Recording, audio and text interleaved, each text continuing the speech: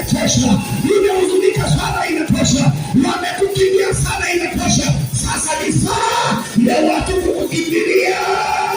Nashindwa moja hapa, wamempigia Bwana makofi yanayoeleweka. Haleluya, haleluya. Unajua kuna mmoja ukimuuliza hapa, angalia historia yake.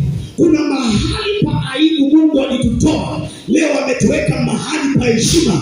Acha dunia ijue kwamba kwenye hiyo familia kuna wakina Petro wa familia wako kwenye hiyo familia, nao hawamu hii na wiki hii ile kesho ya familia ambayo Mungu aliweka kwako, kwa mikono hiyo hiyo, kwa biashara hiyo hiyo, hao ambao Mungu ameweka kesho yao. Kama kusema watasema, kama kumiliki watamiliki, kama kujenga watajenga, kwa sababu ya Petro mmoja aliyoko kwenye familia. Nami ninakuombea wewe Petro, hautakufa leo, hautakufa kesho. Kama kuna watu wako huku nyuma wanatakiwa kusema, haijalishi aina ya mazingira unayokutana nayo kwa wakati huu, ni kwa muda tu, ana Bwana ana jambo la ajili yako. Haleluya.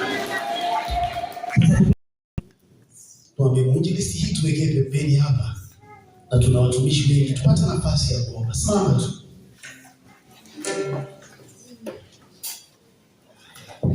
Hebu tutoe sadaka kwanza, si ndio Si ndio alafu tutoe sadaka kwanza, alafu tukae mkao wa kufanya maombi. Tutoe sadaka kwanza. Shika tu sadaka yako nzuri, sadaka yako kwa ajili ya lango ya siku ya semina. Tunaiachilia tu kwenye hiyo madhabahu. Tuombe.